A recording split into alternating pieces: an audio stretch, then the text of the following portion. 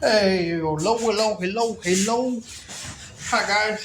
This is gonna be another video of the deaths that I seen while I was in prison. And unfortunately, some of these COs could be very cruel, man. Like some of these COs are just not all there, man. They hate inmates, or they hate their job. One of the two, or probably both. But yeah, you guys might ask yourself why I keep wiping my feet. It's 101 degrees. It's been in 100 degrees every video I've made, so I know it's not. But anyway, uh, the first death that I witnessed was in MDC Miami. It was a older gentleman. He came in. He was a black guy. Came in a wheelchair, and he was. You could tell he was sick. Um, he was in the unit right before I went to court to get sentenced. So he wasn't there long, and I remember it was right after dinner, or yeah, it was right after dinner. Um, I remember the black group, because you remember in the federal prison, or even state. A lot of state do this. You stick to your own. Hispanic sticks with Hispanic, whites with whites, blacks with blacks, Chinese with Oriental with Oriental. I'm sorry, so I know Chinese is, they're not all Chinese. They're Korean, Vietnamese. You know, uh, a lot of you Filipinos look Oriental, but yeah, Orientals stick with Orientals, and that kind of stuff. It's normal. That's normal. It's not normal on the street. Might want to say it's kind of racist, but I mean, it is that way in prison, or in jail. So I see the black guys running in and out his cell now. In Seven East, if you were handicapped, or if you were in a wheelchair, you get your own cell, and that cell was directly in front of the CO's office, the prison guard's office. So if something happened to you, you had a button. Well, all cells have a button that you press. It's a panic button, you know. But nobody in the cell is going to press it. But the panic button went off in an older gentleman's cell, and I see the black guys, run in there, and they were calling the CO, like, CO, come on, man, he's not responding. So I remember the inmates putting the old guy in the wheelchair to get him out of there. Let's get this guy some attention. He's not breathing. He's convulsing, and you know. So the CO hits the panic button, and about 6 or 7 cops show up, and they're not coming out of their cell for whatever reason. They're taking their time, and they wheel the older gentleman out. They wheel him out, and you can tell he's gone. You can tell he's not with us anymore. The face of death is something that you cannot confuse, man. Um, so the guard hits the panic button. Everybody lock down, lock down, lock down.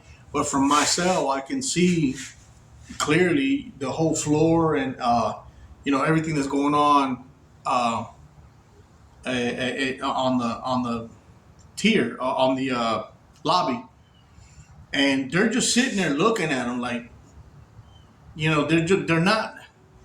At this point, all the inmates are in the cell. They're sitting there. This poor old man sat there 15 minutes at least. He was gone. He's gone. He's gone. He's dead. And two two of the guards were like, I think he croaked. Man, you guys, some of you can be so freaking evil, man. Um, sure enough, the guy passed away in a cell. Um, you know, that was not that was not cool. It makes everybody upset in there, especially the black guys, the black community that's in there. You know, they start acting up, and it's all because of the way you're treated. You know, some CEOs have no business being a cop. Some of y'all have no business. You know, you don't. Some of you are good. I remember my counselor was his name was Crespo. He so happened to be Puerto Rican, but he never he cared about everybody the same. That guy was fair. You know, like you came to Crespo with a problem, and usually he got it done for you. So not all of you guys are bad. I'm not saying cops are bad, but a lot of you guys, man, I would say a good 40%.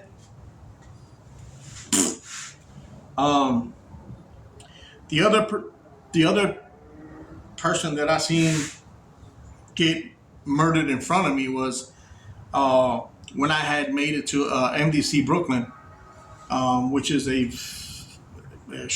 shithole. I don't even know why I'm not even cussing anymore, but it was a freaking shithole. I cuss when I want to say how I feel, and I don't mean anything by it. I hope nobody takes it any certain way, but MDC Brooklyn was a fucking pile of fucking horse dung. It should be shut down.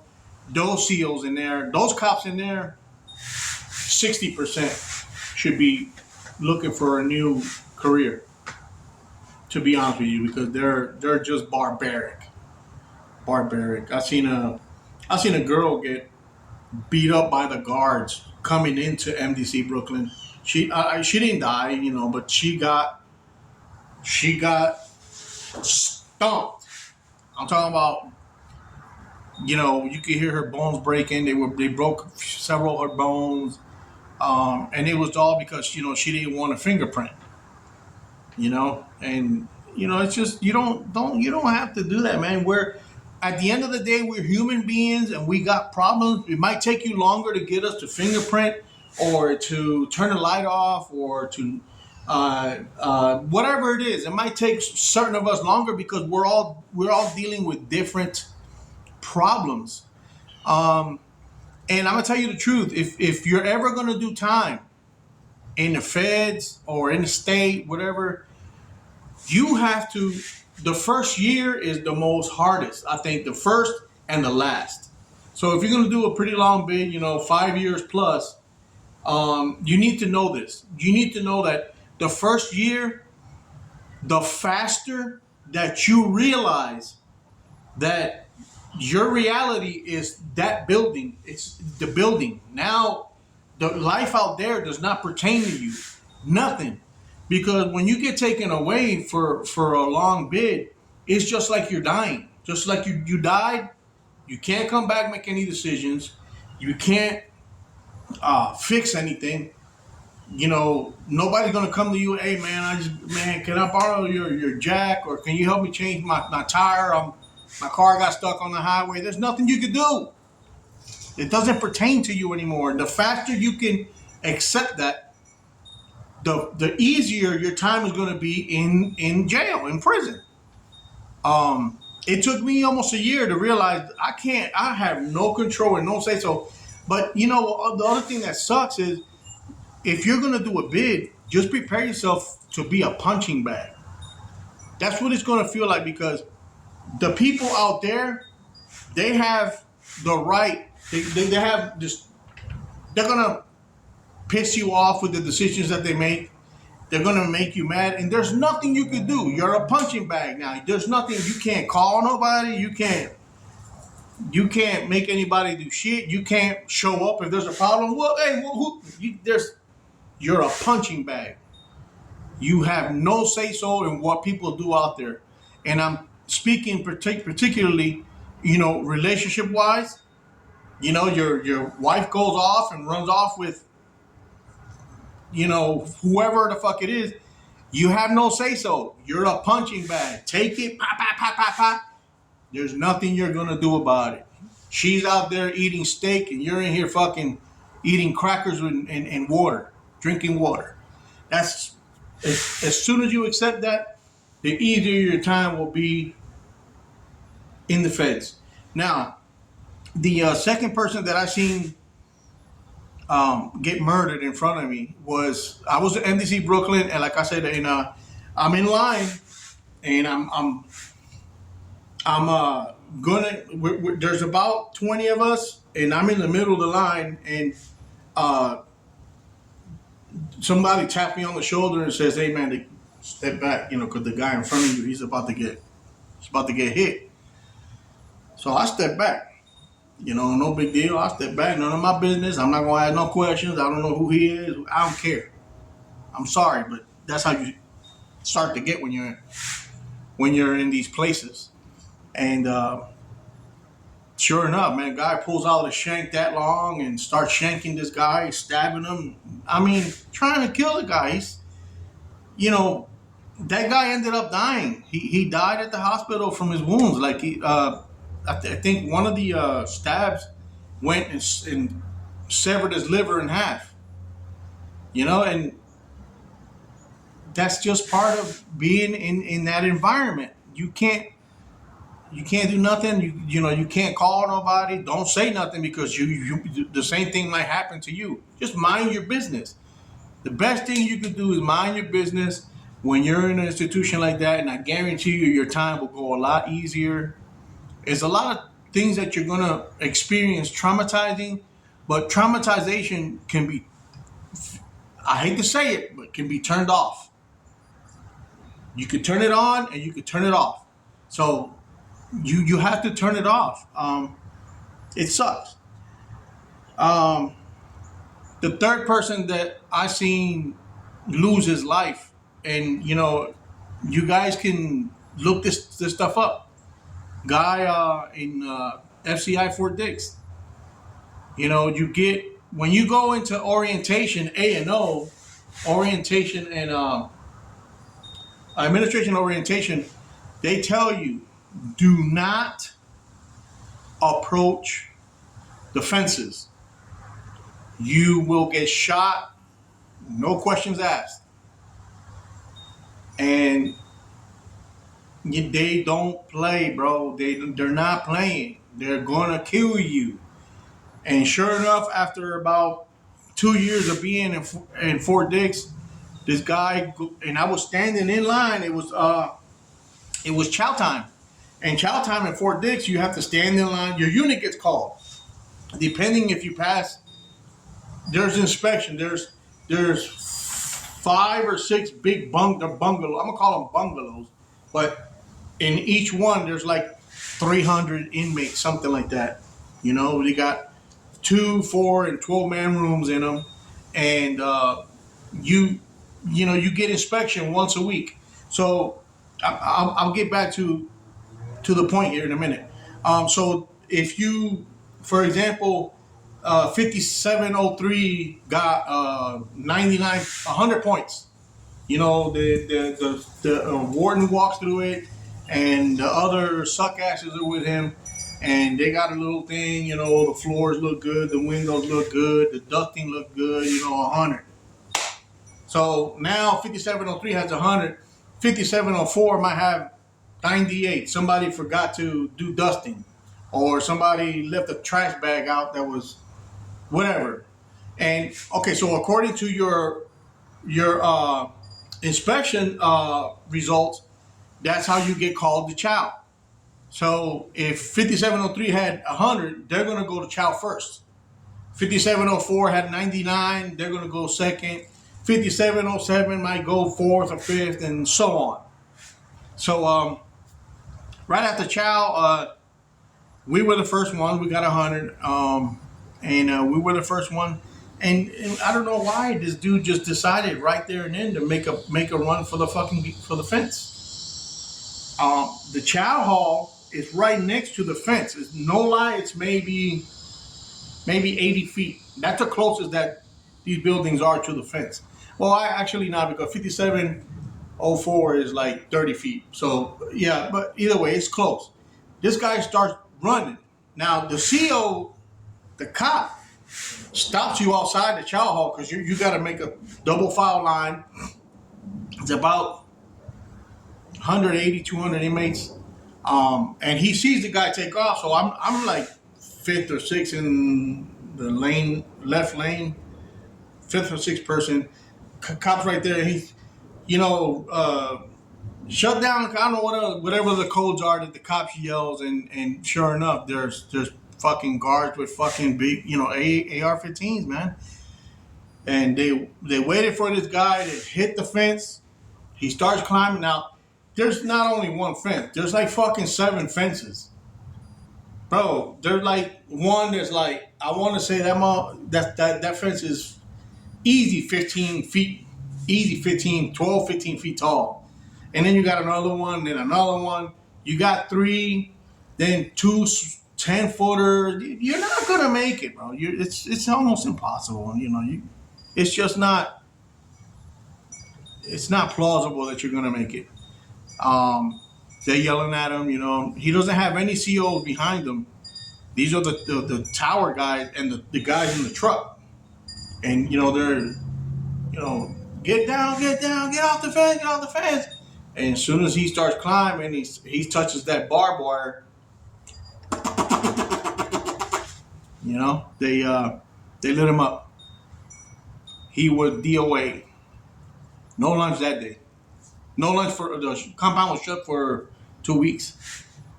And when it shut down, it shut down. You can't leave. You don't go to work. Everything gets shut down, and it's a mess. So that was the second person. The third person. I'm sorry. The fourth guy was at Fort Dix also. And again, I say, man, if you're a cop, a CO, and you don't like what you're doing, man,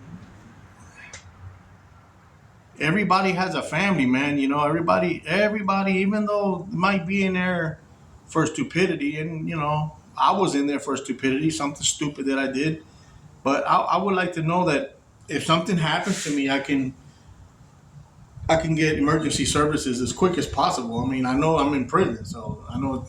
Anyway, this guy's on a treadmill, and he puts it on fast. This is a young guy, man. This dude is younger, and you know I guess he couldn't keep up. He falls off the treadmill. He knocks himself out. Now, I don't know if he died from the fall, but he was out. Homie was there. You know, we were smacking him in the face. He's barely breathing, and you know, I was there. I was standing right there. I could tell that, you know, he was clinging to. I don't know if he was just unconscious or, you know, but it takes the cops, SEALs forever. Now there's fucking 500 fucking golf carts. There's a hospital on the campus. There's an emergency hospital. You have to have one. I mean, there's stabbings in there all the time and fights and all that. But it takes them like 15, 20 minutes to pick this guy up and put him on the golf cart. Now his head is hanging off the side of the golf cart because they don't care. They don't care, man. And on the way through one of the doors, this golf cart is going at least 15, 20 miles an hour. On the way through the door, man, this guy's head gets crushed in between the golf cart and the door. Now he's dead. He has to be dead because his head went from being round, twisted his neck, and it went from being round to being about that wide, about 6 inches wide. Cop looked back, seen, you know, who all was there. The gym was full of inmates. 30, 40 people seen what happened, you know? I don't really know what else. He was a Hispanic guy, younger guy. I'm pretty sure he did not survive that injury. You know, it's just unfortunate the things that you have to see, experience in there.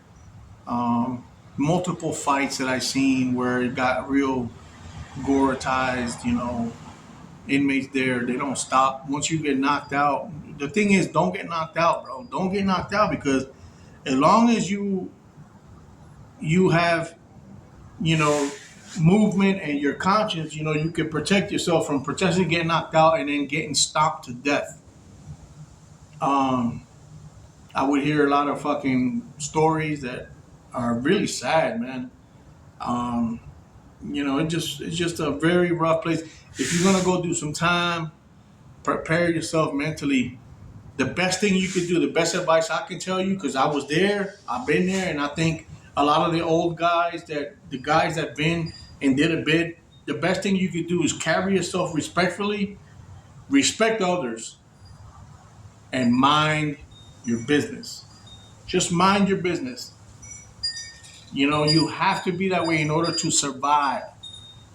Um, it sucks, but that's that's my advice to anybody that has to do a bid, you know, anytime soon. Um, I never talked about. Uh, I never talked about how many. When I went to Fort Dix, FCI Fort Dix, I had already been in prison for 2 years. I was in the whole time and Con Air and everything. If you probably follow me already. If you're new to the channel, just go watch the videos from before. I got a 4-part video series, and you can watch everything that happened to me. On my journey in the federal system. Um, when I got to FCI Fort Dix, it was a different institution, a lot better, way better than anything else I was in.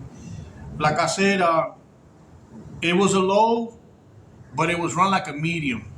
Now I don't know if it changed to low while I was there.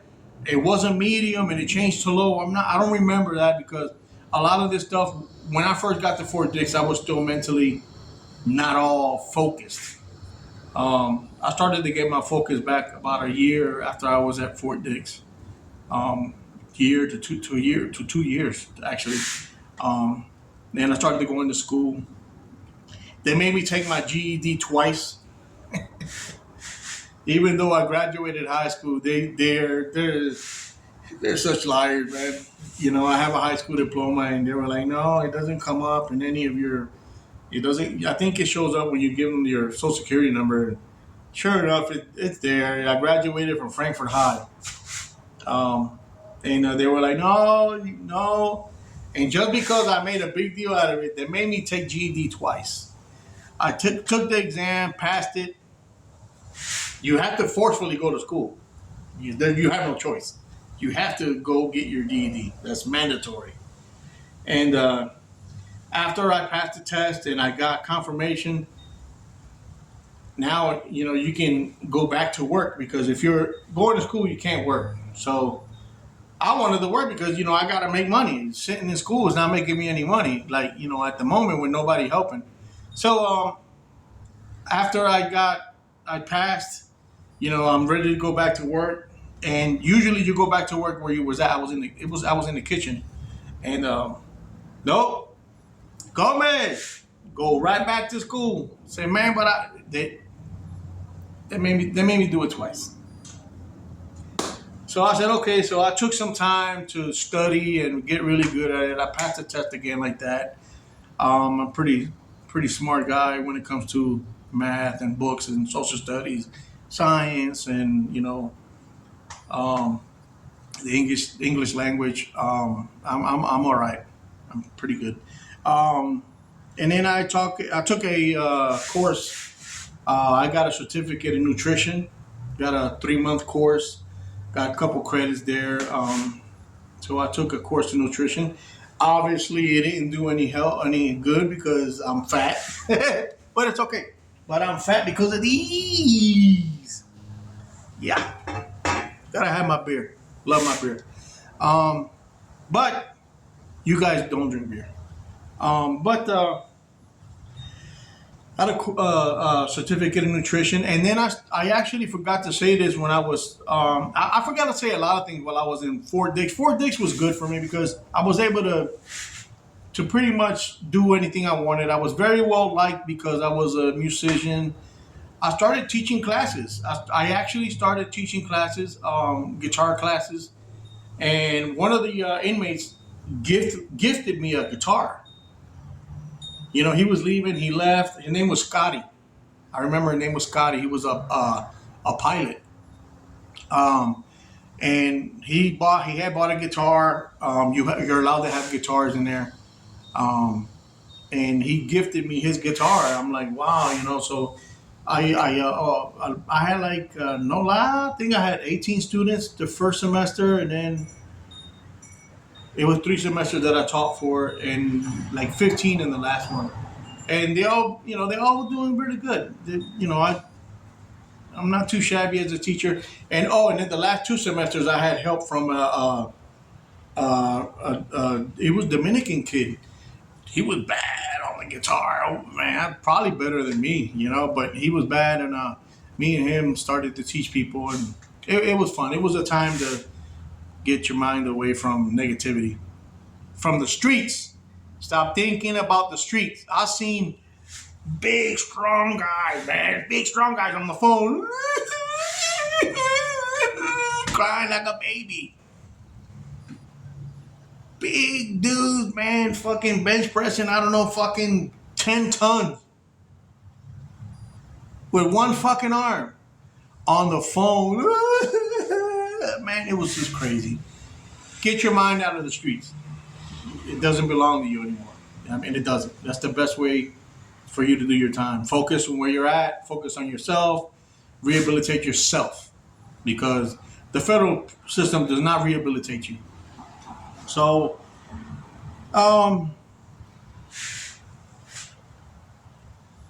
unfortunately, now that I got all that out of the way, I'm probably cut this video short, but I'm going to give you guys a little glimpse onto my next video. My next video is going to be about how many times I went back to prison, even have just done this bid over here from the feds. I went back to jail 4, 5, 6 times. I went back to jail. Yeah. Like I said, I was not all there. 6 or 7 times, and I can remember them each time. And you know, it wasn't a good time. It wasn't a good time in my life. I jumped around from Texas to Philadelphia, and you know, I didn't know what I would wanted to do. You know, so in the next video, I'll tell you about those 6, 7 times that I went back to jail, and was facing some ugly charges. I was facing one of the last ones was, you know, what was it? It was a class 2 felony. Intent. What the damn charge? Anyway, I'll get into it again. I'll. What was it? It was domestic violence with a deadly weapon or some. You know, I ended up doing something stupid to somebody. You know, not proud of it. Not proud of any of that. But it just goes to show you, you know, you can try to do the best that you can, and you're just luck sometimes does not run with you. And I'll make a video about that on the next one, about the times that I went back to jail. I did another bid after the feds, and we'll get into a little bit of that. Y'all be good. Later.